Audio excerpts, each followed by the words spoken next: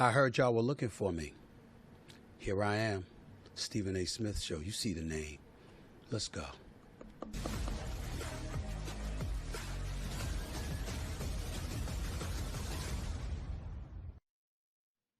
Some of y'all are full of shit. Let me just start out the show by saying that. And before I do that, get that out my ear. I got an echo in my ear. Please get it out.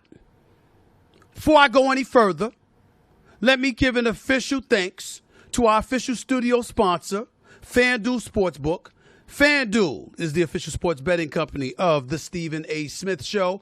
Of course, as always, I appreciate the love that everybody's been giving me. Most of my subscribers just keep growing and growing and growing. I'll probably be at 270,000 within the next few minutes or so, for crying out loud. It's just climbed exponentially. I can't thank y'all enough, but I always appreciate the love. Keep it coming, and I'll keep on coming. Like and follow the Stephen A. Smith Show on YouTube. Click the bell to get notified about all of our new content. Just wanted to make sure I said that. And by the way, I'm quite sure y'all will have questions. And obviously, feel free to drop them in the YouTube chat, and I'll answer them at the end of the show. Or you can call the Stephen A. Smith hotline at 646-727-0769. That's 646-SAS-0769. Okay, so I wanted to get that out of the way because I got a bunch of stuff on my mind right now. I'm really agitated. I'm not going to lie to you. I'm very agitated, to say the least, and nobody is going to calm me down today. You know, I'm sitting at home minding my business, minding my damn business, getting ready for an NFL season that's just weeks away. And all of a sudden, I'm getting text messages and stuff like that from my team talking about, oh, my God, what's going on, Stephen A? Stephen A is looking really bad right now. What a bad look. This is god-awful. What the hell are y'all talking about? I'm like, what are y'all talking about? Why are y'all bugging me with this? If there's something going on, let me know. Did you see the stories? Did you see what they're saying about you on social media and all of that other stuff? Not like I normally care. Because you see, the beauty of when you have the number one sports morning show for the worldwide leader, ESPN, okay, for 12 consecutive years and counting. And by the way, that's every week, every month, and every year over the last 12 years, okay? When you got that kind of platform, when you got the kind of platform that I have right now, owning and operating this podcast, when you got social media where I've got over 14 million followers, when you've got the kind of reach that I have, when you reach over 2 billion people annually on YouTube alone, I don't really have to comment about everything. I don't really have to get into a whole bunch of stuff, but certain things are necessary. And I don't follow this old adage, oh, just be quiet and it'll go away, and oh, don't worry about it. Sure, you could take that kind of mentality, but I'm not trying to back up, particularly when I know some false narratives are being put out there. And I understand folks that are different than me. I understand folks that want to keep quiet and don't want to say anything because they usually don't have this platform. So they can't win because their voice doesn't resonate and they're not able to disseminate a message as profoundly and as consistently as I can because they don't do this for a living. I understand that. The mistake some of y'all made is I do this for a living. So you've been looking for me. Here I am. The Stephen A. Smith Academy, okay, Basketball Academy at IMG Academy in Bradenton, Florida, scheduled for this week, August 6th to August 12th, evidently has caused an uproar. Because people have looked at the academy and people have said, what the hell is going on? You've got kids that you're from the inner city. How could you even be a part of something like this? I said, a part of what? What are you talking about? I'm speaking at a basketball camp. They put a basketball camp in my name. I'm honored. Do you know the history of IMG? Do you know the reputation of IMG? Do you know the stars that have come out of that academy? Do you know how it was first started? Do you know the work that they do? The contributions that they make to a bunch of kids who are underprivileged, to those who are affluent? Do you have any idea? All I was doing was giving a speech, which is what I do. I show up, I talk to kids, I give a speech, I try to inspire and motivate. That's what I was coming from. Oh, it's nearly $3,000. How could you be a part of that? What kind of dude are you? IMG Academy, reading right off of Wikipedia, because all of y'all read off of this because y'all could have went there yourself. It's a preparatory boarding school, a sports training destination set across over 600 acres. By the way, features programs consisting of sports camps for youth athletes, adult camps, a boarding school, including postgraduate/gap year programs, events, professional and collegiate training, group hosting, and corporate retreats. That's what it's known for. It's also known to offer this free to an inordinate amount of kids. Others who can afford it obviously ain't going to get it free. You ever go to college? There are those who get a scholarship. There are those who get a grant. And there are those who have no chance in hell of getting anything free because they come from a financial stratosphere that's way, way, way up there. Who doesn't know that? Who doesn't know that? So that's number one. Number two, let's get to me specifically. With all due respect, I'll talk to IMG in a second. The president of IMG is coming on because I'm showing up there this weekend. And oh, by the way, despite the scrutiny and everything that y'all want to throw in my direction, I'm still going. And it ain't for the money because I donated to either an HBCU or the United Negro College Fund. That's my history. You see, this is about a character issue here. And the one thing that I'm never going to stand for is somebody thinking they could get away with questioning my character. I know how Janet Smith raised me, God rest her wonderful soul. I know how my four sisters raised me. We ain't going to have me sitting idly by and being quiet because y'all lying about a brother's character. I ain't having it. I'm not having it.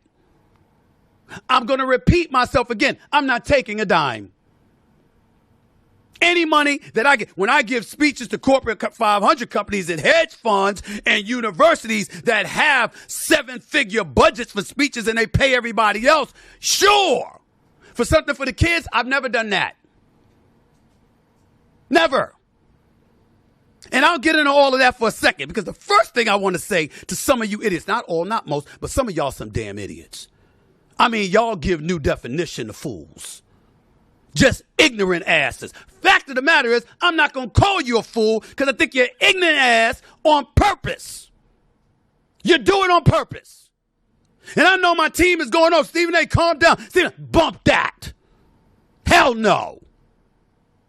I'm listening to folks, and particularly people in the media, got the nerve to question and throw shade on my name. Let's get the basketball stuff out of the way. I'm sick and tired of people lying about my basketball resume. Ladies and gentlemen, when I say that I wasn't great, I'm talking about compared to greatness. I was good enough to get a basketball scholarship. I was good enough to get my education paid for with 2 bad knees. They talk about I averaged 1.5 points a game. I saw some article on social media. That's a lie. It was less. See that?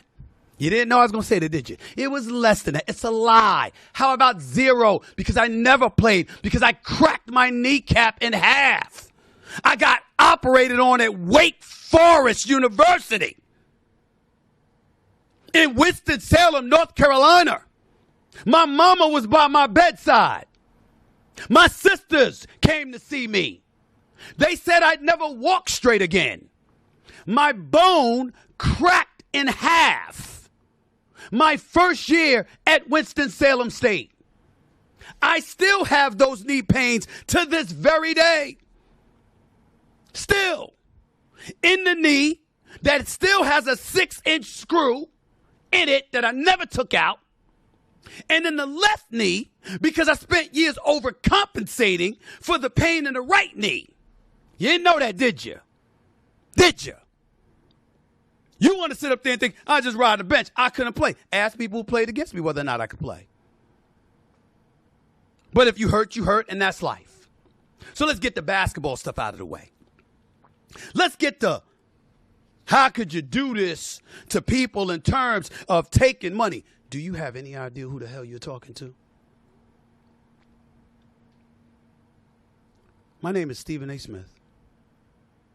I am a graduate of an HBCU, Winston-Salem State University. I donate a minimum of $50,000 to $100,000 a year to my alma mater, a minimum, along with contributions to various other people that I know in the HBCU community. Let me not stop there. Did you know that I am the ambassador for HBCU Week, and I have been for years? Did you know that since 2019, I have the numbers here because I asked them to research it. I asked them to research it here, okay? $46 million in scholarships awarded to students from our college fairs that I helped organize, that I generated interest in. Did you notice something strange happen on First Take? Did you notice that in 2018, all of a sudden, every single year, there was a month dedicated to HBCUs? Did you notice that there was a college fair at the University of Delaware where Magic Johnson and Executive VP of the National Football League, Troy Vincent, showed up? Did you notice that the NFL elevated its level of contributions to HBCUs in the aftermath of that college fair? Did you know that Magic Johnson does business with HBCUs? Did you notice that a couple of years ago at Disney World in Orlando, Florida, over 8,000 kids showed up to receive scholarships? Who was behind that? Take your time, I'll wait. Since y'all talking, y'all chirping, right? Y'all know so much, right? Who's behind that? Ashley Cooper is this wonderful, wonderful woman that oversees all of that. She does much more work than me, and her involvement, it's her baby, her creation. She is phenomenal. But she wasn't on national TV until she came to your boy. She wasn't on ESPN until she came to your boy. They didn't have HBCU Week at Disney World in concert with Disney on the Yard until they called your boy. You think I'm lying? Ask for Sean McDonald, who helped organize it with her. Ask Dave Roberts, the executive VP at ESPN right now. Ask Jimmy Pitaro, the president of ESPN. Ask Bob Iger, the CEO of Walt Disney. Why don't you ask him? See, y'all got opinions. I have facts. $46 million scholarships awarded to college fairs since 2019. $18.6 million in scholarships awarded from our partnerships with our corporate partners since 2019. That is a grand total of $64.6 million in scholarships awarded from foundations, to HBCU Week to give these scholarships to these kids. Nearly $65 million in scholarships to these kids. 2,100 scholarships awarded from our college fairs, 494 scholarships awards for our partnerships with our corporate sponsors, 2,594 scholarships awarded. College fair in Wilmington, Delaware, 8,000, nearly 8,000 people showed up. College fair in Atlanta, Georgia, nearly 5,000 people showed up, both in the year 2023. What are you talking about? You'd come at me? You'd come at me? Like I'm somebody that has no connection nor any concern about underprivileged youth? Do you have any idea about my history? Do you know how many people I strive to help every single day? You see how sleazy this is?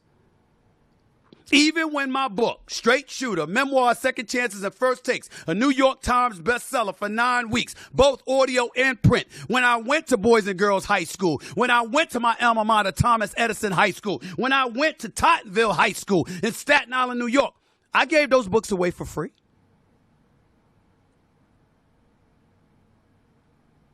People still call me. Why? Because I'm always philanthropic. I'm always striving to do what I can to help. That has never, ever, ever been an issue with me until y'all asses hopped on social media the other day without a damn clue what you're talking about. You thought I was going to let that slide? You think I'm going to go for that? You must be out your damn mind. It ain't going down like that. And if it wasn't, for the times that we're living in, post-pandemic, losses, making adjustments, cuts, etc., we'd be out now. We'll probably be out in the future. Corporate sponsors want to continue to participate. Hell, we'll take the show on the road. We'll give national profiles. And that's just talking about HBCUs. That's not just talking about me. HBCUs is one component. I am a proud black man. There's nothing in this world that I love being more than black. But I'm never just about black appeal. I'm about mass appeal. I don't have shade towards any kid. Black, white, Latino, Asian American, Native American, I don't give a damn who you are. You're a kid. You're one of God's children. You're on the come up. It's my responsibility, along with others in my position and beyond, to help as best as we possibly can. IMG is doing that. Why would I choose to be a part of it if it wasn't the case? Chirping and talking and talking. What the hell y'all talking about? That's why I'm glad I got this podcast. Because I ain't letting that slide. Podcast, perfect place to do it. Not on national television. I could have did it on national television this morning on First Take. I wouldn't have had the time. But on this platform, I got all the time I want. It's mine. Y'all ain't going to get away with that.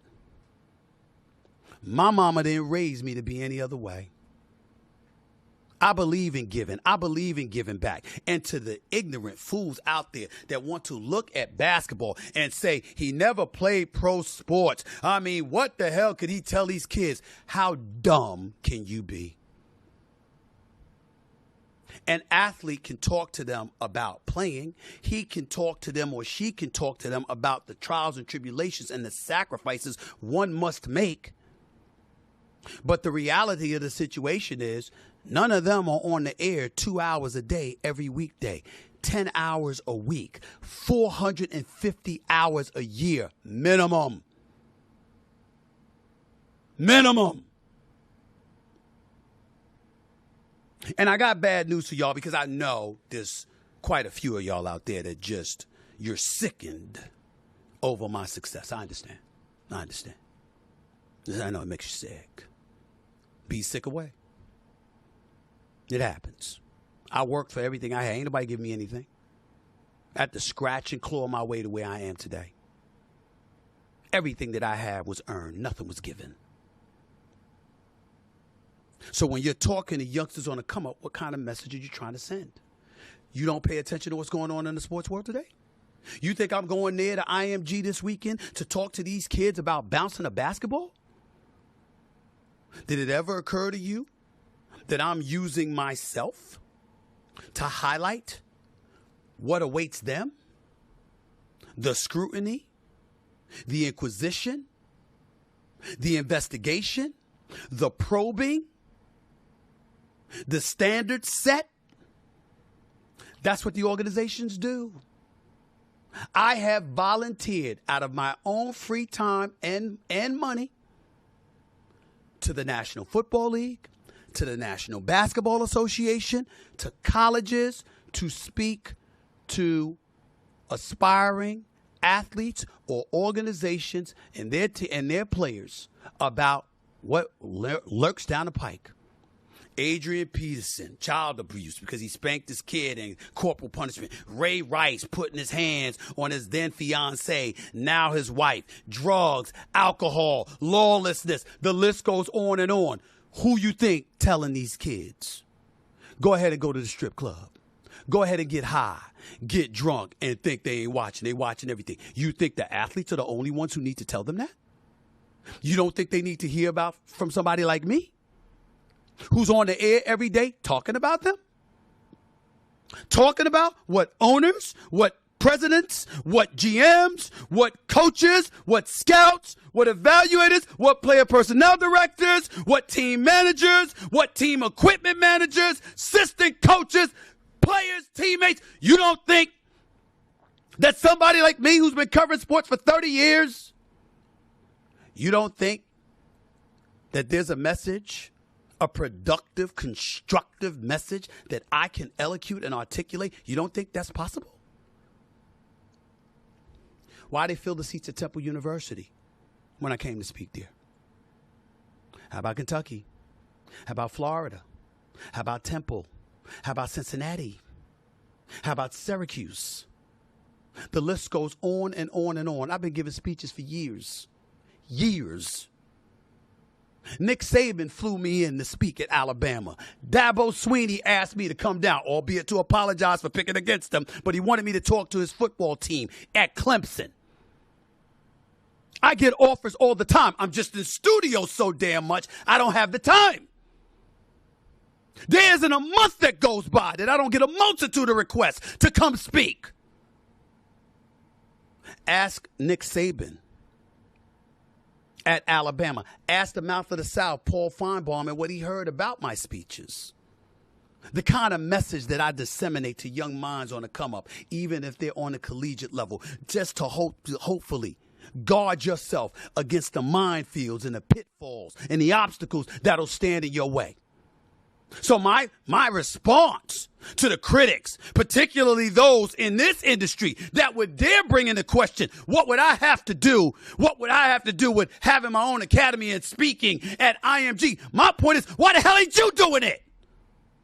Why are you not doing it? To whom much is given, much is required.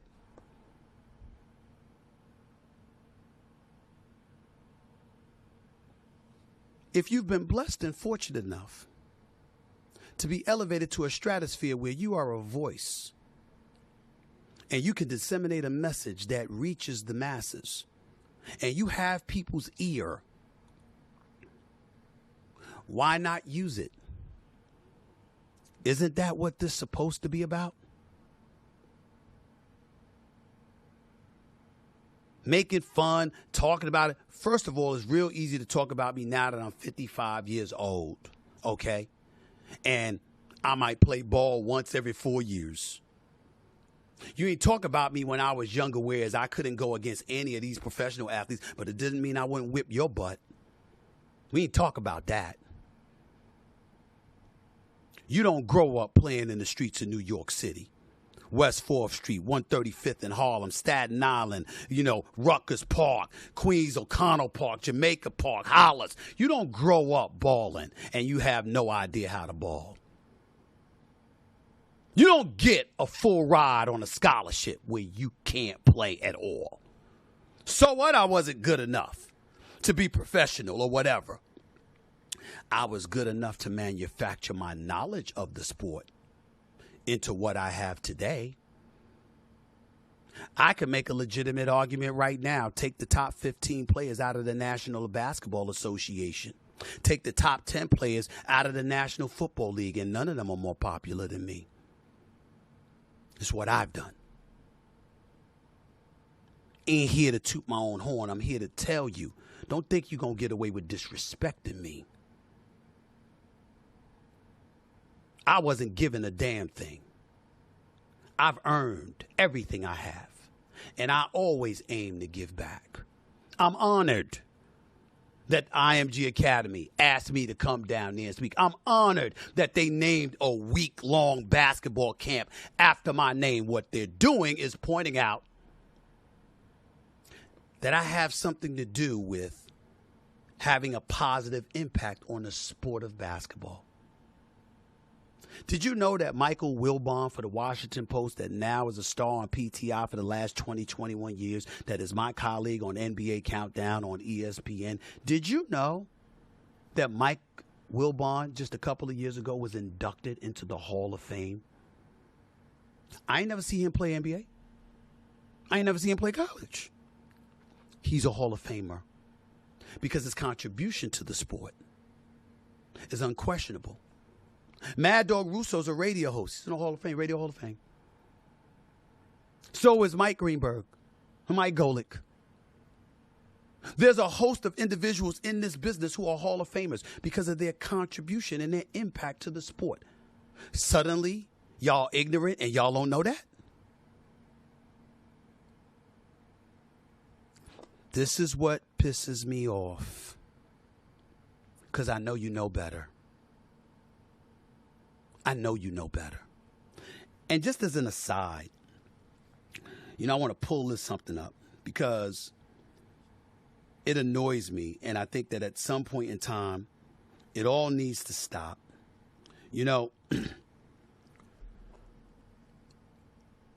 Those comments that I just spewed was reserved for the general public. But when it comes to black folks, I'm going to isolate us, everybody else rather, and I'm going to direct the black people that were throwing shade on me over the last couple of days. You see, you tend to do this to each other. As in, we tend to do this to each other. It's like, my God, you can't succeed and have good intentions and all of this other stuff. I can do 99 things right. The second I do something wrong, ready to tear it down. We do this to each other all the time. It's a damn shame. It really, really is. And there are times where I've said I understand that, When Lil Wayne said he never experienced racism, I understood that backlash because how's that possible? That's how I felt about it too. Morgan Freeman telling Don Lemon he didn't think racism existed. I don't get that. I don't understand it. Kanye West called racism a dated concept. I didn't agree with that. Raven Simone criticizing black-sounding names. I don't know what that means. Stacey Dash saying she doesn't believe a Black History Month should exist. Although I frowned upon that when I saw Morgan Freeman's explanation for that on 60 Minutes. I respected it because he was saying, why limit us to just 1 month? That's insulting. I understood his position on that, by the way. But I think the best example, what it really was excruciating to me, is when Black America attacked Ice Cube, who had a plan for America that he was willing to present to the Bidens or the Biden administration just as much as the Trump administration. And folks attacked him. This is Ice Cube. NWA. We won't repeat what that means. NWA is raw and as real as it got. Who's fought on behalf of black people his entire life. And the second y'all thought he uttered the wrong syllable, you turned on him. He might respond with an interview. He might respond with a diatribe.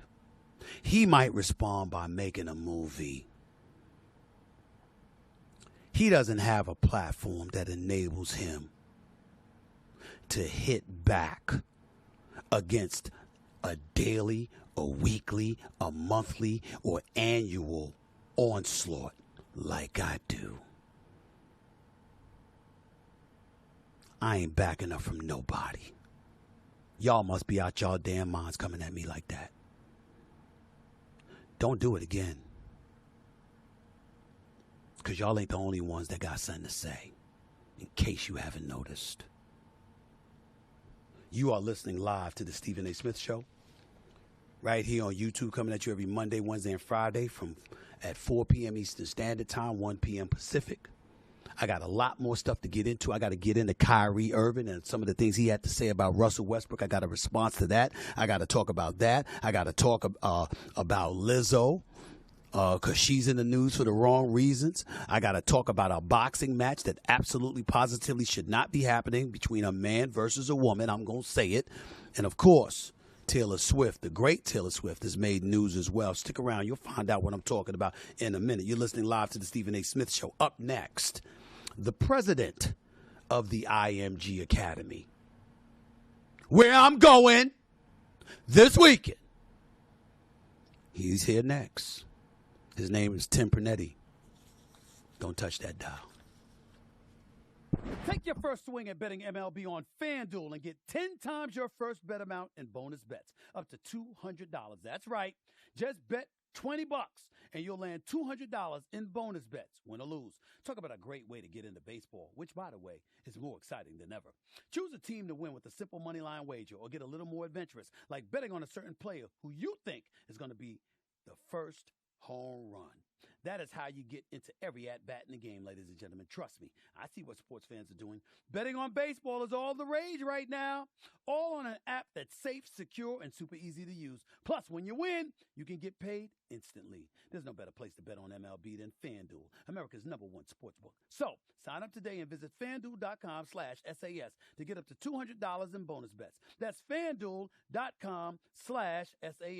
FanDuel, official partner of Major League Baseball. 21 plus in select states. First online real money wager only. $10 deposit required. Refund issued is now withdrawable bonus bets that expire 7 days after receipt. Restrictions apply. See full terms at FanDuel.com/sportsbook. FanDuel is offering online sports wagering in Kansas under an agreement with Kansas Star Casino LLC. Gambling problem? Call 1-800-GAMBLER or visit FanDuel.com/RG in Colorado, Iowa, Michigan, New Jersey, Ohio, Pennsylvania, Illinois, Tennessee, and Virginia. 1-800-NEXT-STEP or text NEXT-STEP to 53342 in Arizona. 1-888-789-7777 or visit ccpg.org/chat in Connecticut. 1-800-9-WITH-IT in Indiana. 1-800-522-4700 or visit ksgamblinghelp.com in Kansas. 1-877-770-STOP in Louisiana. gamblinghelplinema.org or call 800-327-5050 for 24/7 support in Massachusetts. Visit mdgamblinghelp.org in Maryland. 1-877-8-HOPE-NY or text HOPE-NY to 467-369 in New York. 1-800-522-4700 in Wyoming or visit 1-800-GAMBLER.net in West Virginia.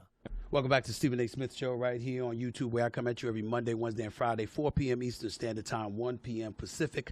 As usual, I always thank y'all for following me, because as much success as I anticipate always having, because I don't play to lose, I play to win. The fact of the matter is I didn't expect the level of success that I've had. I've picked up over 50,000 new subscribers over the last 29 days. I just can't thank y'all enough for the love and support. We up to about 270,000 followers right now as we speak. Thank you for the love and support, and keep it coming, please. Keep it coming. Like and follow the Stephen A. Smith Show on YouTube. Click the bell to get notified about all of our new content. And as another reminder, if you have questions, drop them in the YouTube chat, and I'll answer them at the end of the show, or call the Stephen A. Smith hotline at 646-727-0769. That's 646-SAS-0769. And keep in mind that, you know what, you guys call in and you leave messages within a matter of weeks once I get off of vacation, because I got another one coming. I'm going to be taking calls live, which is what I love to do. I love to do it. Like I said, I run from no one. I run from no one. But we'll get back to that in a second. And obviously I said I'm going to bring up Kyrie Irving and something he had to say about Russell Westbrook that I felt compelled to address, but not before I bring on my next guest, because this Sunday I'm excited, as I said, to introduce the first Stephen A. Smith Basketball Academy at IMG Academy in Bradenton, Florida. Joining me to talk about the week-long camp is the president of IMG Academy himself, Mr. Tim Pernetti. Tim, how are you, buddy? How's everything going? I'm doing great, Stephen A. How are you? Man, Thanks for having me, man. Thank you. I'm honored to have you on the show. Thank you so much. For those who may not be aware of what the IMG Academy is, the floor is yours. Please explain. No, I appreciate that, and you know, we're pumped that you're going to be part of the IMG Academy. The Academy is an incredible story. You know, it's been 35 years in the making. It's a 600-acre campus. It is a 24/7 operation. 1,400 kids attending our boarding school. Somewhere between 6,000 and 8,000 kids of all ages come to participate in some type of sports camp at IMG Academy, mostly in the summer. Like, we're in high time right now with camp. And then naturally, we also have a very robust business where 4 to 6 MLS teams come in here and do their preseason. Last year, we had a variety of new teams come in. Austin FC trained here for the first time. We have NFL teams train here, individual pro athletes train here, corporate retreats. Like, it literally is a one-of-one Disney World for sports, you know, honestly. And we're a leader in the sports education space. You know, this thing used to be, Stephen A., just a physical place. But during COVID, we took our mental conditioning coaches and we started to train young people virtually. We acquired a recruiting company called NCSA. Now IMG Academy is a suite of connected products set up to help young people win their future. Condense it for us, because I know you said a lot there, and I appreciate the education. But condense it for us in this regard. Specifically, if you can pinpoint some specific things that it offers these kids, tell us what that is. Sure. Well, you mentioned it earlier. You think about the boarding school environment, especially in a sport like basketball, which I know is close to your heart. Yeah. Prep school, boarding school, it's a big thing. But people always say, what's different about IMG Academy? And this is what's different. Like, you can go and do academics and do sports and do these things in other places. IMG Academy is a 360 of intentional personal development. Yes, we have a school, a highly competitive school. Yes, we have highly competitive athletics and 15 sports programs. But we have mental conditioning, mindset training, nutrition training, leadership training, media training. We are surrounding young people with all the tools that they need to prepare for what they're going to do in their life, even if it doesn't involve sports. The whole idea is creating resources around young people to give them the best possible chance to succeed at whatever it is that they choose to do. Give us some ideas of what your most successful stories would be coming out of IMG Academy to crystallize that point. Oh, there's so many. I think that the number one on the list, people will never start with this because they always say, well, IMG sports. But like I said, it's about way more than sports. The success stories are honestly every year 300-ish student athletes graduating, 100% matriculation to college coming out of IMG Academy, 200 of those 300 last year getting Division I athletic opportunities and scholarships. And naturally, we take it a step further. Jarris Walker, Jet Howard, we had 3 first-round draft picks that were alumni of IMG Academy in the NBA draft, 2 years in a row with a first-round draft pick in the NFL draft. Major League Baseball, we've had 10 players selected in the draft in the last 2 years. So there's the athletic success, but the academic success is really the story that we're trying to continue to tell because it is at the core of what we do. What about people who've complained, because that's what they've been attacking me about, Tim, the price of the camp? Oh my God, it's almost $3,000. And in fairness, there's a lot of underprivileged kids that wouldn't be able to afford a camp like this. But you've assured me, you've always told me, listen, there's a lot of underprivileged kids that you have that it's paid for. They get to come there for free. Could you explain the price to a lot of people from the standpoint? A lot of people are saying it's a bit too expensive. How do you respond to that? Yeah, absolutely. And by the way, this is our price. It's not your price. Okay, this is what the IMG Academy camp costs. And what everybody should understand is the camp is a week-long camp. And it is not a day camp. It is not a one-day camp. Student athletes and young people come to the camps at IMG Academy to get the benefit of all that elite training. Everything that we do for our boarding school students that are full-time is done for these campers. But we board them here. We feed the campers here. We take them off campus on weekends for excursions.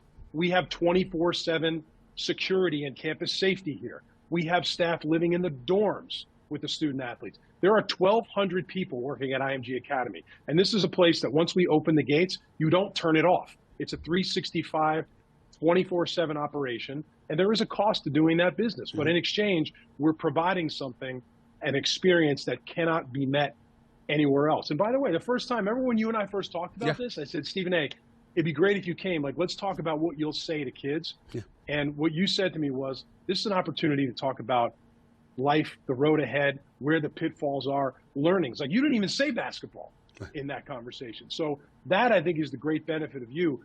They know you're because of basketball, but your story is what's inspiring on how you earned everything along the way. That's what these kids are trying to do. They're looking for training and advantage. They want to earn it. They want to get it. And they want to be inspired to do it. Tim, remember, when y'all called me about it, the first thing I asked you was, why me? I said, why me? Because I never played professionally. I said, I speak to kids all the time because I try to send a message that extends beyond the court or the field of play. But certainly it's not because of play on the court. Why me? And that's exactly what you were talking about. You wanted me to send that kind of message. Why did you feel it was important for these kids to be receiving a message about the importance of how to conduct yourself, what minefields to maneuver your way around, et cetera, et cetera? Speak to that for a second and why somebody like Stephen A. Smith has been invited to come there. Stephen A., we tell young people this all the time. Like, you can do it all right, and one bad decision, one wrong post on social media, one moment where you don't think about the big picture. So the mission at IMG Academy is, I'll go back to it, is why you? Intentional personal development. Athletics is a foundational component. Academics is a foundational component. But the human being and development of the human being at a formative stage in their lives is the most critical component, because you know this better than anybody. Like, you played college basketball, I played college football. At some point that ends, right? Like, it ends. Yeah. And you have to live your life and be prepared to live your life and be well-rounded and ready to live your life. So you being here, you know, not only selfishly, I mean, you have a massive name and great influence, but your story is really what we were interested in being part of it, because you can tell a story about your personal development and how it enabled you to find success and fulfillment. That is what we're trying to do at the Physical IMG Academy. How many people have come to speak to these kids that have not been professional athletes throughout the years? I've been here 3 years, and honestly, none that I can remember in my tenure here in 3 years. Over the years, there have been some. Mm-hmm. And, you know, we've had the benefit of our prior parent company at Endeavor, a lot of the people that have been successful on the business side. But, you know, you're different in a lot of ways, because this isn't about your athletic prowess. This is about your perspective, and this is about your journey. And I think that's what really will resonate with young people when you have the opportunity to look them in the eye at a time in their life where they're looking for stories, they're looking for guidance, they're looking to be inspired.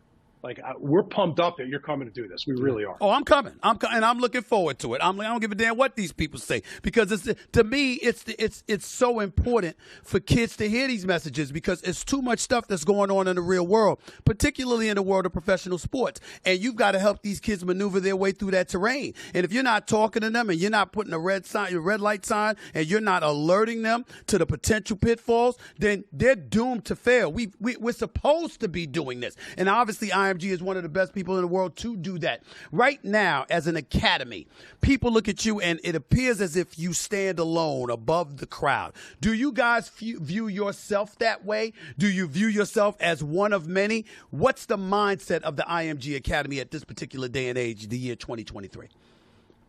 The mindset of IMG Academy is we're hungry.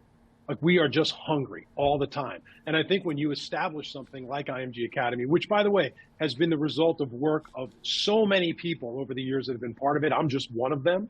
It's all the people that are here. It would be easy to say we're one of one, which we are. There's nothing like IMG Academy anywhere else in the world, which there's not, and to get complacent in that, but not here. This is a place where we're surrounded by people that have come up through the same type of development. They're competitive, they're hungry, and we know we're ahead, and we intend to stay ahead. But the attitude in this place is we're hungry, and everybody here cares about one thing, which is having an impact on young people in a positive way.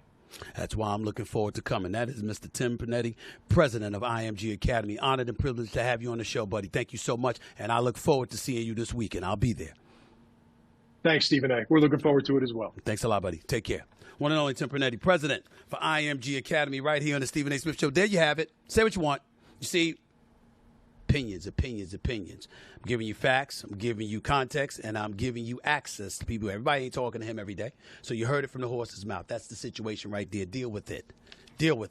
Let me move on, because I've said enough about that, at least for the moment. If I'm in a mood to say something about it as the show progresses, I'll let you know. But at this particular moment in time, I'm not going to say anything. Right now, I want to get to Kyrie Irving. Kyrie Irving is an NBA superstar for the Dallas Mavericks, now formerly of the Brooklyn Nets, formerly of the Boston Celtics, formerly of the Cleveland Cavaliers, in which he won a title with LeBron James in 2016 after they overcame a 3-1 deficit and knocked off Steph Curry, Klay Thompson, Draymond Green, and the Golden State Warriors to help LeBron James deliver the first title to the city of Cleveland in over a half century. That Kyrie Irving has made news for a variety of reasons that one could easily deduce has damaged his career to some degree, but I think he's recovered nicely. Went to Dallas, averaged over 26 a game in the games that he played with Luka Doncic and under Jason Kidd coaching, even though they missed the playoffs and they didn't get to the play-in or anything like that. They didn't want to get to the play-in, so they missed the playoffs. It's one of those situations where he ended up re-signing and ultimately got a 3-year deal. Props to him because Kyrie Irving is box office. Kyrie Irving is worth over $35 million a year. My issue with him is just be on the court and play. Just be on the court and play. Don't miss so many damn games. As long as he's playing, I'm good with Kyrie Irving, period, okay? All of that stuff is days of the past. He made news again yesterday because he had something to say about the one and only Russell Westbrook. Russell Westbrook, former star with the Oklahoma City Thunder, played with Kevin Durant, went to the finals in 2011, obviously lost to LeBron James, so 2011, 2012, I'm sorry, lost to LeBron James, D-Wade, Chris Bosh, and those boys in Miami in 5 games. Ultimately hasn't been back to the finals since then. Departed from Oklahoma City, went to Houston, played with James Harden. That didn't work out. Got moved to the Washington Wizards, played with Bradley Beal. That didn't work out. He didn't have any intentions of staying there, and then he departed from there. He ended up landing with the Los Angeles Lakers. That was disastrous. They ultimately moved away from him. He landed with the Clippers, where I think he played well, and I think he showed the Clippers he is exactly what they needed. So he's now a member of the Clippers. He re-signed with them, 2 years, $8 million deal. Don't worry about it. Russell Westbrook has made over $300 million in his career, okay? Okay, it's perfectly understandable where he's at right now. Nevertheless, again, that's who Kyrie Irving was talking about. And here is what Kyrie Irving had to say about Russell Westbrook that I felt compelled to respond to. Again, I'm trying to read that. He said the dude revolutionized the game of basketball. That's what Kyrie Irving was saying about him. Some of the other stuff you see in there, I can't read it in that print. It's blind to me. I told y'all this before. But neither here nor there. At the end of the day, he spoke about Russell Westbrook. And it's important that I say this, okay? First of all, Kyrie Irving is not wrong. Russell Westbrook is the most athletic point guard in the history of basketball. There has never been a point guard more athletic than him. One could argue there's never been a point guard more ferocious than him, more competitive than him. Has no friends on the basketball court. He's trying to take your heart, trying to cut your heart out. That's Russell Westbrook. That's how he comes at you. And even at this age, always in phenomenal shape, always on it, always pushing it, never cheats you with energy and effort, ever, ever. That's why when he was driving down the 405 or the 10 in L.A. singing Beyonce's You Can't Break My Soul, you know, I got mad because I said people going to look at that wrong, Russ. People going to look at that wrong because they're going to look like you don't care, that you are all right even though y'all got bounced out of the playoffs or you make the playoffs rather than your first year as a Los Angeles Lakers. I don't like that look for him because I know how much he cares, and I know that he never cheats us with effort. But in fairness, we can't just leave what Kyrie Irving said and not point out the bad part about it. Because when you say what you say, like Kyrie just did, about Russell Westbrook, it begs an evaluation of his greatness and what that materialized into or what it did not. And Kyrie brought that kind of attention upon him. And so when you look at Russell Westbrook and you hear Kyrie Irving say that, here's what you have to deduce. Russell Westbrook's teammates in Oklahoma City was Kevin Durant, Serge Ibaka, Reggie Jackson. When Kevin Durant was there. When Kevin Durant was gone, it was Victor Oladipo. When Victor Oladipo was gone, it was Paul George, and then Carmelo Anthony. No titles. He goes to Houston. He's with James Harden. They get in the bubble. They get bounced out by the Lakers. He ends up departing from there because him and James Harden still cool with each other, just didn't want to play with each other. No titles. He goes to D.C. to play with Bradley Beal. I won't bring up no titles because I don't feel like making y'all laugh because that gives the impression I was thinking about a title with the Wizards and we know better. Even though they moved in a different direction with new management, the owners cleaned house, and we'll see what that materializes into in the years to come. And then he went from there to the Los Angeles Lakers. And it got so bad that when Russell Westbrook touched the ball on the perimeter, people were screaming, "Don't shoot." Inside the then Staples, which ultimately became the Crypto.com arena, the home crowd was screaming, "Don't shoot." And Russell Westbrook had to go on the post-game news conferences and talk about the hardships that level of scrutiny and vitriol caused his family, particularly his children and his wonderful wife. And then obviously he got let go by the Lakers, who looked better without him. And then he ultimately got picked up by the Clippers. And I'm here to tell you, I thought he played damn good for the Clippers. I thought he was exactly what they needed. With Kawhi Leonard and Paul George being perpetually injured, I got to tell you that Russell Westbrook there, that would have been nice. I mean, if Kawhi Leonard and Paul George were healthy, I don't know if they get bounced out in the first round by the Phoenix Suns. As much as I love me some Devin Booker and Kevin Durant, I don't know. I really, really don't know. I really don't know. So, again, Russell Westbrook had Kevin Durant, Serge Ibaka, Reggie Jackson, Victor Oladipo, Paul George, Carmelo Anthony, James Harden again, because James Harden was on that first Oklahoma City team that lost in the finals. Bradley Beal, LeBron James, and Anthony Davis, and not one title to show for it. Ladies and gentlemen, that's not good.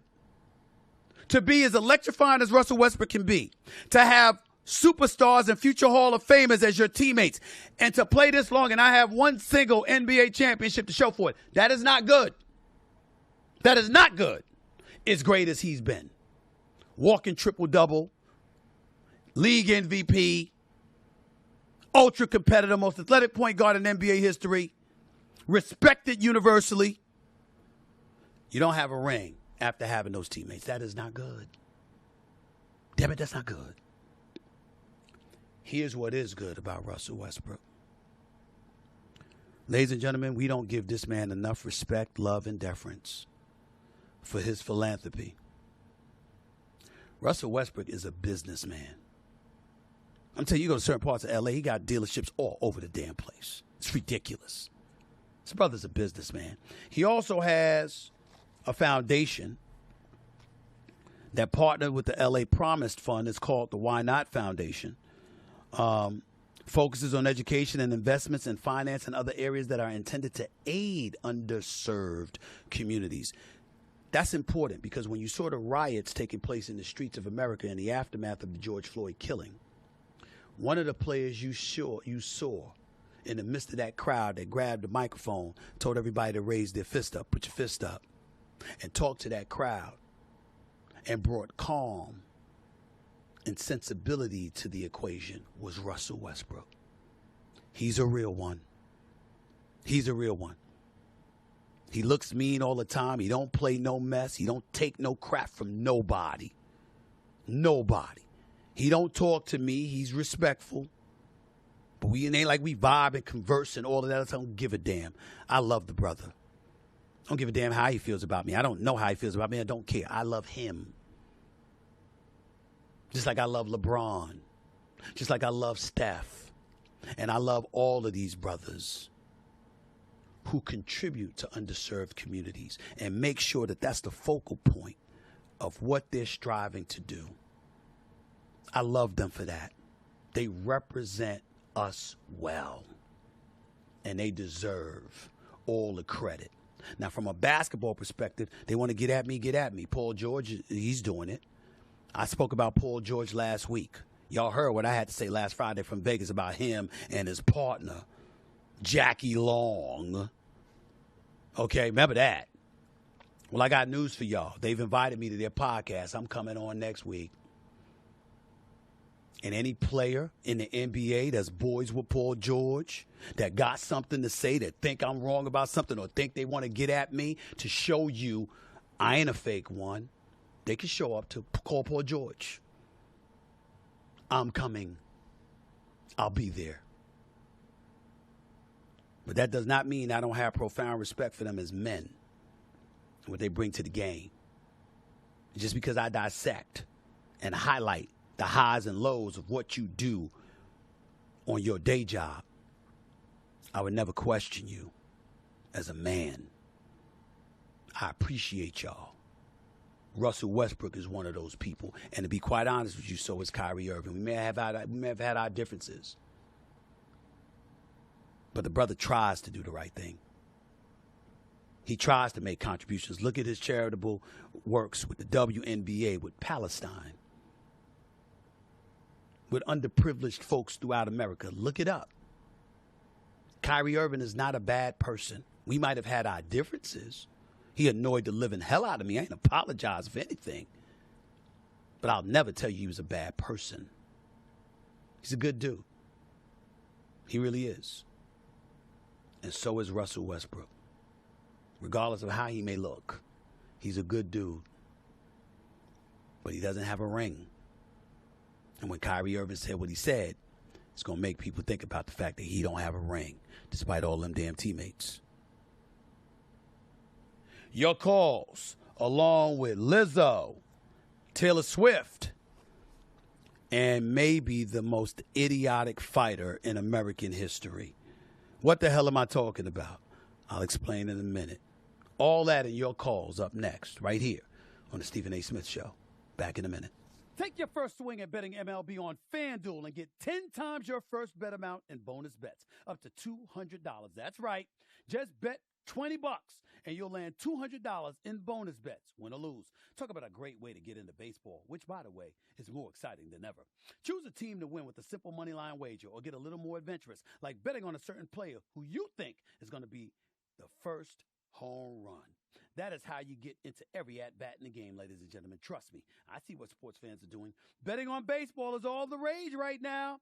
All on an app that's safe, secure, and super easy to use. Plus, when you win, you can get paid instantly. There's no better place to bet on MLB than FanDuel, America's #1 sportsbook. So, sign up today and visit FanDuel.com/SAS to get up to $200 in bonus bets. That's FanDuel.com/SAS. FanDuel, official partner of Major League Baseball. 21 plus in select states. First online real money wager only. $10 deposit required. Refund issued as now withdrawable bonus bets that expire 7 days after receipt. Restrictions apply. See full terms at FanDuel.com/sportsbook. FanDuel is offering online sports wagering in Kansas under an agreement with Kansas Star Casino LLC. Gambling problem? Call 1-800-GAMBLER or visit FanDuel.com/RG in Colorado, Iowa, Michigan, New Jersey, Ohio, Pennsylvania, Illinois, Tennessee, and Virginia. 1-800-NEXT-STEP or text NEXT STEP to 53342 in Arizona. 1-888-789-7777 or visit ccpg.org/chat in Connecticut. 1-800-9-WITH-IT in Indiana. 1-800-522-4700 or visit ksgamblinghelp.com in Kansas. 1-877-770-STOP in Louisiana. gamblinghelplinema.org or call 800-327-5050 for 24/7 support in Massachusetts. Visit mdgamblinghelp.org in Maryland. 1-877-8-HOPE-NY or text HOPE-NY to 467-369 in New York. 1-800-522-4700 in Wyoming or visit 1-800-GAMBLER.net in West Virginia. Welcome back to Stephen A. Smith Show right here on YouTube, coming at you at the very least every Monday, Wednesday, and Friday live, 4 p.m. Eastern Standard Time, 1 p.m. Pacific. Appreciate the love and support you've continued to give the show. I love that. Keep it coming, keep it coming, keep it coming. Like and follow the Stephen A. Smith Show on YouTube. Click the bell to get notified about all of our new content. So I just wanted to make sure you did that, and we will go from there. Let me get to another subject, because Keith Thurman is his name. Now, you got to know boxing to know Keith Thurman, because Keith Thurman ain't known by everybody, but he's known in the boxing fraternity. He's a former champion, pretty damn good, actually. I saw him lose to Manny Pacquiao. I don't know how the hell he lost that fight. Got dropped, too. That's the only loss of his career, to be quite honest with you. Keith Thurman is 30-1. Keith Thurman has 22 knockouts in his career. Last time we saw him fight was on February 5th of 2022, where he fought Mario Barrios. Didn't look that impressive. People were not that enamored with him. And it's been hard for him to get fights ever since. Prior to that, Manny Pacquiao dropped him and ultimately went on to outbox him and win a split decision that I thought honestly should have been unanimous. But again, he's 30-1. He's from Clearwater, Florida, 30-1 with 22 knockouts. He's never been knocked out, although he's been knocked down. And he's relatively inactive because it's hard for him to get fights. Nevertheless, he's made news. And the reason why he's made news is because he shocked boxing fans by accepting a challenge called out by the extraordinary female boxer that is Clarissa Shields. If you've seen Clarissa Shields fight, you know what I'm talking about. The sister can box. She will kick your ass. Make no mistake about it. She is no joke. To my producers, we don't need to see Keith Thurman right now. You need to put up Clarissa Shields. That's who the public needs to see. Her. She is no joke. She can fight. That is her in a boxing ring right now, fighting a man. That's who she's fighting. That's what she does. Clarissa Shields is no joke. She taunted Keith Thurman, told him she wanted to fight. He initially shunned it, then thought about it, and said he would only do it for charity. And if she's willing to do it for charity, he will accept. She's fired numerous shots in his direction on multiple occasions in recent years, but reiterated her call out of him over the weekend. She's the pound-for-pound king in women's boxing. She's 14-0, only 2 knockouts, though.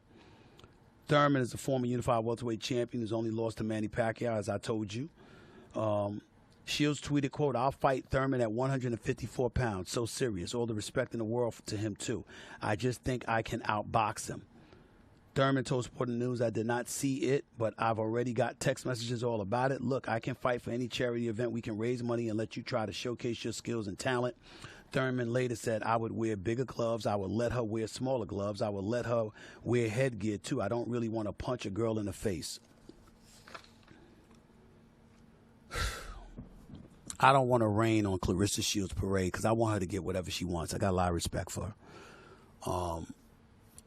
Thurman, what I would say to you is that, my brother, it's a no-win situation. Bigger gloves while she's wearing smaller gloves, headgear, whatever. Unless you're going to go in there and let her punch you without you punching her at all, without you trying to win at all, without you competing, you just want to be a punching bag, unless that's what you talk about doing. Here are the scenarios. You're going to hit her and have women groups complaining about how you hit a woman. You're hitting on a woman. Or she's going to kick your ass. Neither's a winnable situation for you. One's more embarrassing than the other. Both are troublesome. Why? Why, bro? You're 30-1 with 22 KOs. We just saw Errol Spence get beat pretty badly. You get a couple of fights under your belt, make some noise with a couple of knockouts, you'd be 32-1. You trying to tell me you can't get a fight against men who are real fighters? Again, I appreciate the charity portion, and I understand that Clarissa's just saying she believes she could outbox you, and hell, I can't rule it out. She's phenomenal. I'm just saying, as a man, there's no win. You either are going to be accused of hitting on a woman, or you're going to get beat up by a woman. Both are very, very bad scenarios. Don't do it. That's just me. Don't do it. I want to go to something else because in the world of pop culture, Lizzo has made news because former tour dancers accuse her of harassment and hostile work environment in a lawsuit. The news reads 3 of Lizzo's former dancers have accused the singer of sexual harassment and creating a hostile work environment in a lawsuit filed Tuesday. They also alleged that she pressured one of them to touch a nude performer at an Amsterdam club and subjected the group to a, quote, excruciating audition after leveling false accusations that they were drinking on the job. The dancers accused Lizzo, a performer known for embracing body positivity, calling attention to one dancer's weight gain, berating, then firing that dancer after she recorded a meeting because of health conditions. The suit, filed in Los Angeles Superior Court and provided to NBC News by the plaintiff's law firm, also accuses the captain of Lizzo's dance team of proselytizing to other performers and deriding those who had premarital sex while sharing lewd sexual fantasies, simulating oral sex, and publicly discussing the virginity of one of the plaintiffs. The suit does not say if Lizzo knew about the allegations linked to the dance captain, Shirlene Quigley, but the plaintiffs believe the singer was aware of their complaints about her, according to their lawyer, Ron Zambrano. Before I get into any of this, could you, or rather to my audience, just look at this right here. This is the accusers on Chris Cuomo's show on News Nation, talking to the one and only Chris Cuomo, who is a friend of this show, explaining what transpired, according to them, with Lizzo. Take a look. I first want to let people know that it doesn't matter who the employer is. In this industry, dancers specifically are treated like we cannot be human. We are held to a standard that is inhumane, and it doesn't matter if the person employing you is a well-known plus-size black woman who you think will give you a safe space. That's not always the case. And the biggest thing that people can take away is also that hurt people do hurt people. So, Noel, is this about the people around Lizzo and Lizzo didn't stop it, or did Lizzo body shame or harass? No, I think it was a little bit of both. As far as the body shaming, it didn't personally happen to me, but I did see it done. And I'll let Ari speak a little bit more about that later. But as far as like the other accusations, like the mistreatment, the disrespect, talking down to us and cursing at us, it was all extremely unprofessional and like such a hostile environment. And I can confidently say that all of those things were not just coming from her management team, not just coming from her dance captain, but also from her directly. Really? First of all, when I looked at that, particularly the photos of Lizzo, all I could think about is I got to get my man Pooley on the show. Boy, would he be happy. See, all of us have our proclivities. All of us have our taste, our preferences. Okay? Unapologetically, I like women considerably smaller than a Lizzo. I bring them in front of Pooley. Pooley will look at me, what the hell am I supposed to, what am I supposed to do with that? They're too damn skinny. Pooley would think Beyonce's too skinny. Pooley would think Beyonce with J-Lo might be too skinny. I got to get Pooley on the show because he's an expert that can speak about this. I am not exaggerating. People, my team keeps laughing at me. I'm dead serious. I'll bring him on the show. He's my lifelong buddy. I don't care how we never hang out because we have almost nothing in common except our love for one another as brothers. I've known him since 1 year old. His brother is the father to my sister's daughter, my oldest niece, Danielle. We're that close. We're family. Pooley, Rodney Cowan, a.k.a. Pooley. Let me tell you something. Lizzo might be too small for Pooley. I'm not laughing. I'm not joking. It's not an exaggeration. It's not an exaggeration. I've seen Pooley with a woman who would sit in a car and the car would tilt. And Pooley complained because she was losing weight. I'm not exaggerating. It's the truth. It really is. I'll bring him on to confirm because y'all think I'm joking. I'm telling you his name. But the reason why I bring that up is because I'm looking at Lizzo and I'm saying she body shamed somebody. I find that very difficult to believe. I just do. I don't know. I wasn't there. But when we talk about the other elements, oh my God, the way she talked and, she was disrespectful. And there's a lot of people that can say that about bosses. I don't know. I'm not trying to dismiss it because there are bosses out there that are a bit too excessive and hostile. And there's no room for that. You got to know how to treat people. But when you're let go, I don't know. And then they talk about dancers and how dancers are treated as inhumane. Okay. You may have a point. You would know. I wouldn't.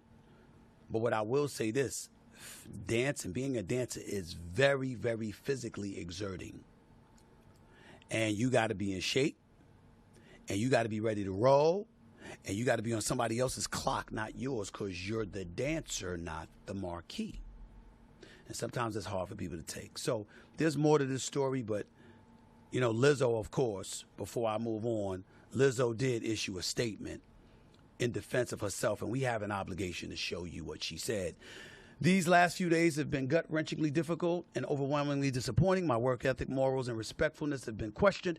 My character has been criticized. Usually I choose not to respond to false allegations, but these are as unbelievable as they sound and too outrageous to not be addressed. These sensationalized stories are coming from former employees who have already publicly admitted that they were told their behavior on tour was inappropriate and unprofessional. As an artist, I have always been very passionate about what I do. I take my music and my performances seriously because at the end of the day, I only want to put out the best art that represents me and my fans. With passion comes hard work and high standards. Sometimes I have to make hard decisions, but it's never my intention to make anyone feel uncomfortable or like they aren't valued as an important part of the team. I'm not here to be looked at as a victim, but I also know that I am not the villain that people and the media have portrayed me to be these last few days. I'm very open with my sexuality and expressing myself, but I cannot accept or allow people to use that openness to make me out to be something I am not. There is nothing I take more seriously than the respect we deserve as women in the world. I know what it feels like to be body shamed on a daily basis and would absolutely never criticize or terminate an employee because of their weight. I'm hurt, but I will not let the good work I've done in the world be overshadowed by this. I want to thank everyone who has reached out in support to lift me up during this difficult time. There you have it. That's a statement. I will tell you, sometimes people don't perform. And sometimes as a boss, you don't feel like being nice. You want your point heard. How you do it is another matter. But you certainly want your point to be heard. And when bosses are displeased, I haven't encountered too many bosses that are displeased with employees. And they go in their face and smile and say, you know what? Your performance really sucks. And I just want you to know that, but I love you. It's not how it works. Just a thought. Last but not least, let's move on to Taylor Swift real quick before I get to the calls, because Taylor Swift, she's something special. She cost me a boatload of money. I paid for tickets for two of my two daughters and their friends. I'm still broke. It's ridiculous. Okay? It's ridiculous until you see Taylor Swift perform. I haven't. But what I will tell you is this. They have. Their friends have.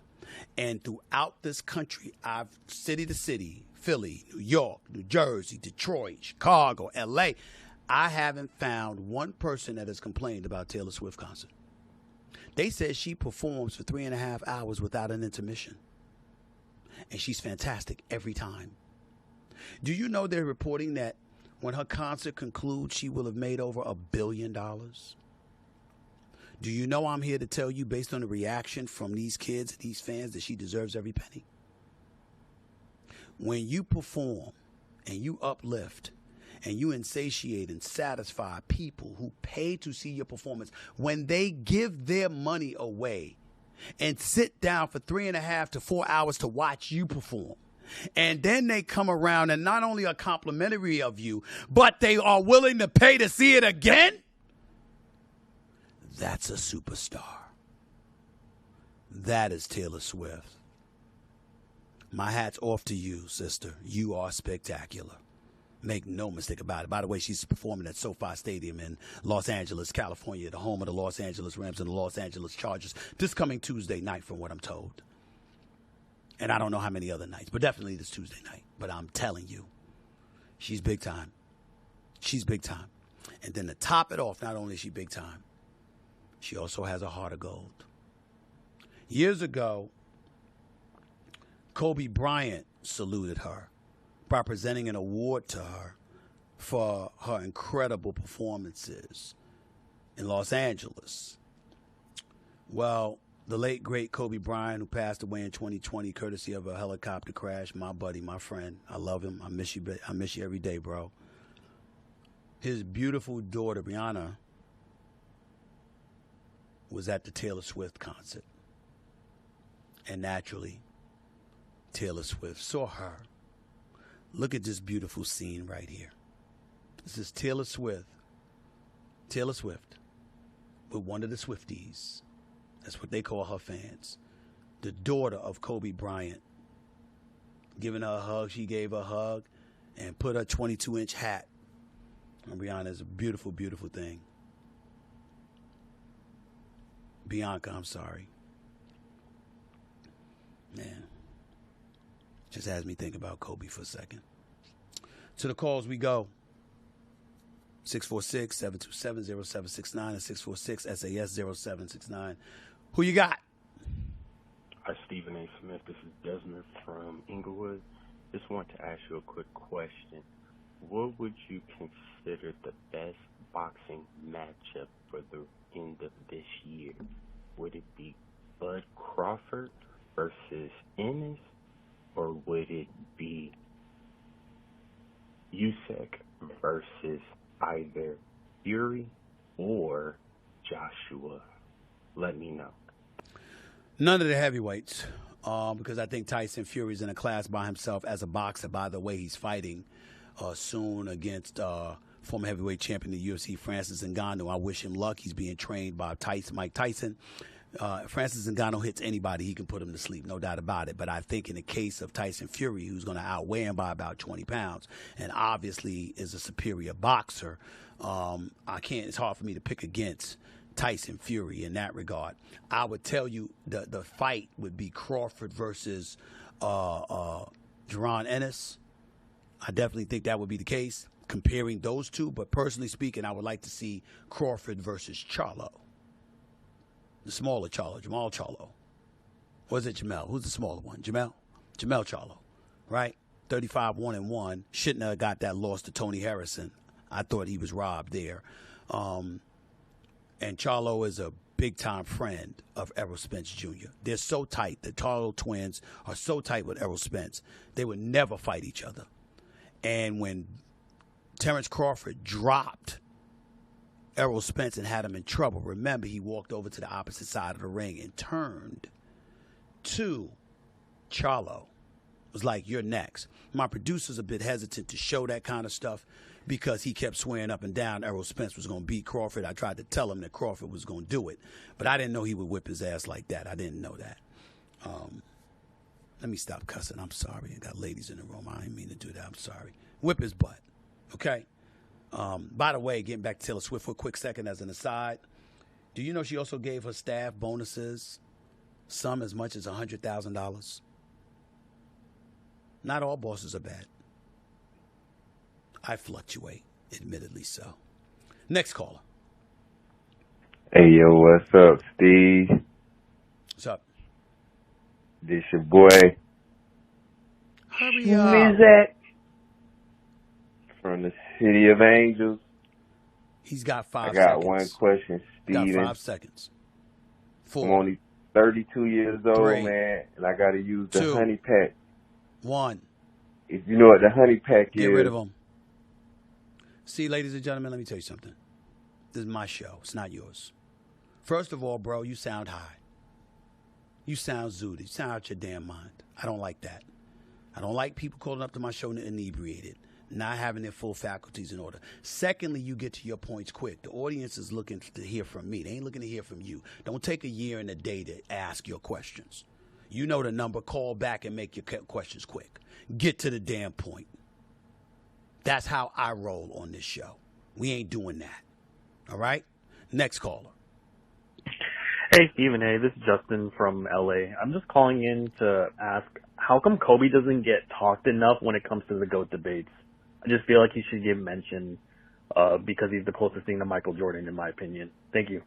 First of all, I appreciate that question, Justin, and I appreciate how expeditiously you asked the question. See, quick, in and out, in and out.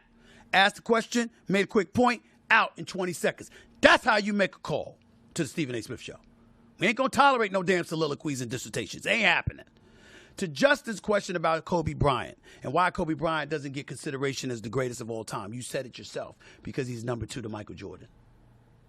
And we know this. And so because of that, there's one reason. Number two, he's not even number one at his own position because he's second to Michael Jordan. And because he's second to Michael Jordan, and his game mimicked Jordan in so many ways, but he was still deemed inferior to Michael Jordan, albeit not by much. That's why he doesn't get that level of consideration. That's why it's LeBron, it's Kareem, or it's MJ. Kareem, 19-time All-Star, 6-time champion, 6-time league MVP, all of that other stuff, all-time leading scorer he retired as before LeBron James surpassed him this past season. All of that happened. LeBron James is the all-time leading scorer. Now he's a 4-time champion, 4-time league MVP. Been to 10 NBA finals. Just got at the Lakers to the Western Conference Finals. It wasn't his fault they got swept by the Denver Nuggets, I'm telling you that much. Anthony Davis needed to show up a bit more consistently. He drops 40 points in game 1, 11 in game 2. Need consistency. But those are the guys that warrant consideration before Kobe, even though Kobe's a 5-time champion. Because 3 of those titles came with Shaq in his prime. That's how it goes. Next caller. Yo, Stephen A., what's up?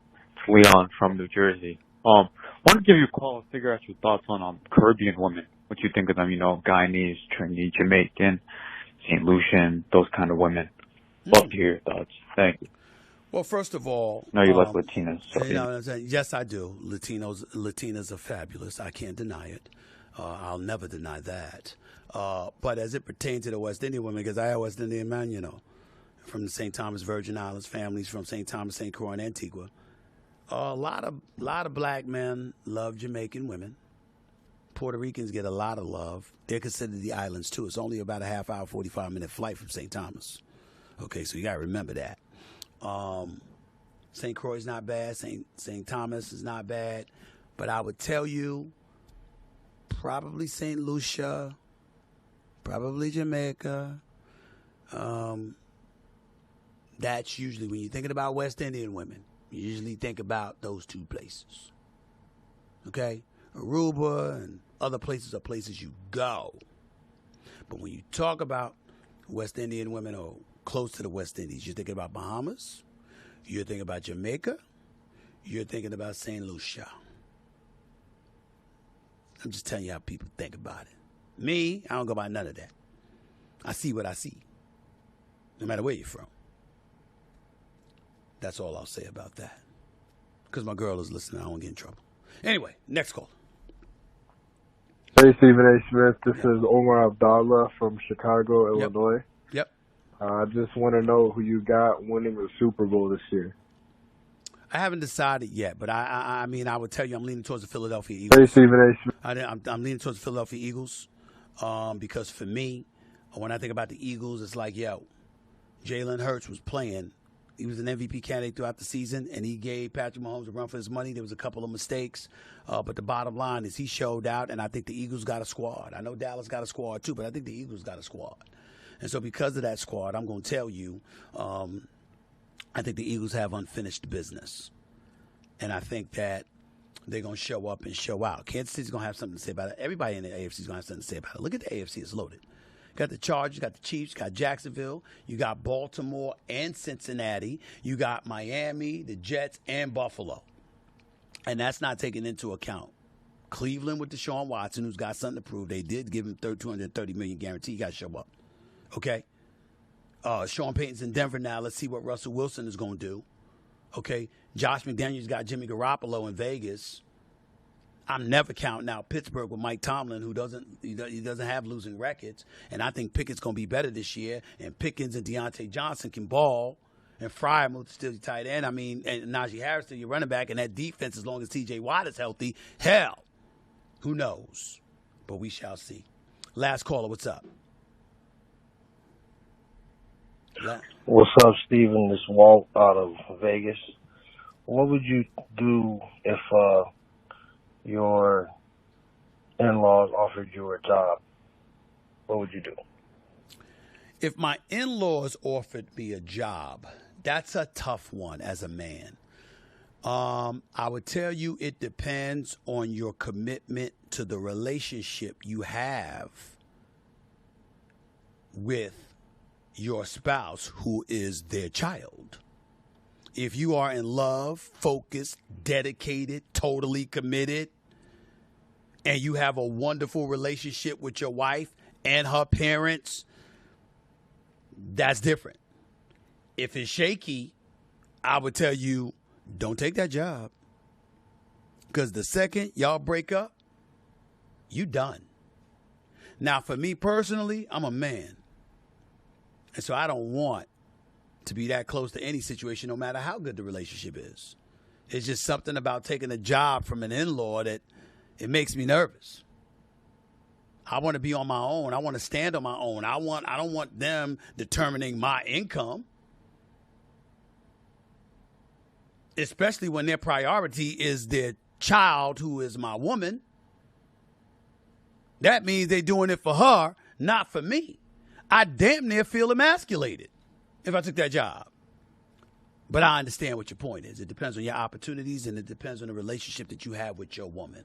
I would tell you those are the two primary components you got to take into consideration. However, if it were me, no, that's not an option I have to entertain. It just isn't. 3 questions are available before we get on out of here. Jared Gold writes, Stephen A., let's hear a favorite childhood sports story during the show today. No, I don't have time to tell you a story.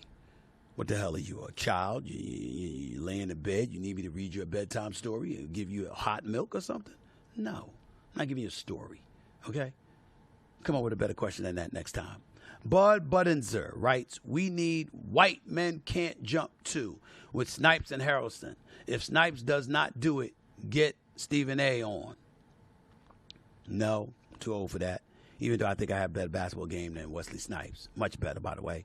But Wesley Snipes is older now. Woody Harrelson is definitely older now. We appreciate the greatness of their work over the years and the greatness they'll still be doing in Hollywood. But I don't know if that particular is the movie for them to be doing at this stage and point in their lives. Sorry. Jordan writes, AD got the bag. Let's get another chip. Let me tell you this. There's very few things in basketball that's better than the Lakers winning, because the environment in LA is all that. Okay? AD, what's that, $186 million deal, max deal signed for Anthony Davis that just happened? Congratulations to him. Let me say this. The Lakers had to give him that. Anthony Davis is an all-star who has superstar talent. He is inconsistent. He is not healthy all the time. His health is not dependable. That is true. But when this brother plays, he can play. And on top of it all, one other thing, he defends. So even when he ain't doing what he's capable of doing offensively, defensively, he wreaks havoc. So he deserves that money. Congratulations to Anthony Davis. As always, please like and follow the Stephen A. Smith Show on YouTube. Click the bell to get notified about all of our new content. I usually don't go this long on my podcast, but today was a special day that called for it, so I did it. I'm getting ready to go on vacation. I'll be back in a couple of weeks. I got some podcasts that I've pre-taped that I will definitely post on my site, the Stephen A. Smith Show, so you can tune in on the days in the coming couple of weeks that I will not be here. But thank y'all all for tuning in, and I promise you I'll be back live in a couple of weeks and ready to roar like never before. So don't miss it. Stay tuned. Stay locked in. Keep contributing to the subscriber base here with this podcast, the Stephen A. Smith Show. You keep it coming. I'm going to keep on coming. And I'll catch y'all live. You'll still have content on my channel, but you'll see me live in a couple of weeks. Until then, peace and love. God bless. I'm out. But I'll be back. I can promise you that. Lord willing, of course. Peace and love.